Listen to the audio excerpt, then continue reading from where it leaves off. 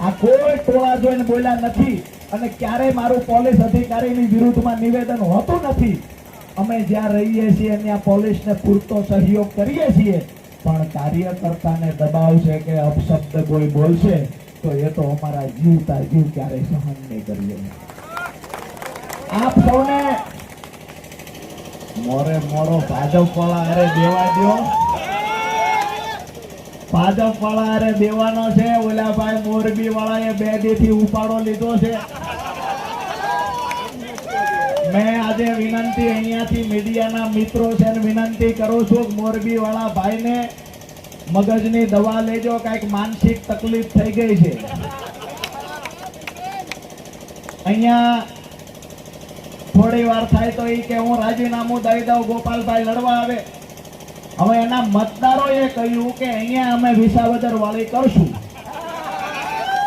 તો એમાં ગુસ્સે ભરાઈ ગયા કે વિસાવદર વાળી એટલે હું લઈ આવો તમારા ગોપાલને.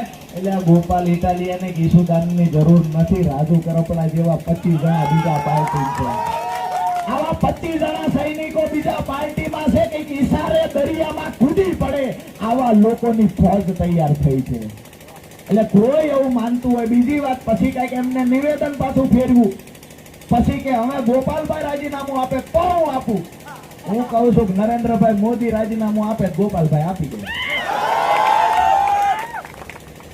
અમે વિનંતી કરીએ ઈશુદાનભાઈ ગઢવીને, ગોપાલભાઈ ઇટાલિયાને કે આ લોકોને હવે સાહેબ તમારે જવાબ દેવાની જરૂર નથી. આમના માટે ગુજરાત પૂરતી લડાઈ તો અમે લોકો આ સૈનિકો સાથે રાખીને લડી લઈશું. બધા સહમત છો? વિસાવદરમાં જે એડી ચોટીનું જોર લગાવ્યું હતું, આવનાર સમયમાં ઈશુદાનભાઈ ગઢવીએ આજે ચેલેન્જ કરી છે. CR પાટીલમાં તાકાત હોય, મુખ્યમંત્રીમાં તાકાત હોય તો ગુજરાતની 161 સીટ ઉપર ચૂંટણી લાવે આમ આદમી પાર્ટી સરકાર બનાવવા તૈયાર. તમામ તૈયાર છો? એડી ચોટીનું જોર લગાવશું, ગરીબો માટે લડશું, ખેડૂતો માટે લડશું, લોકશાહી બચાવવા માટે લડશું, મારા અને તમારા બાળકો માટે લડશું. હા કે ના?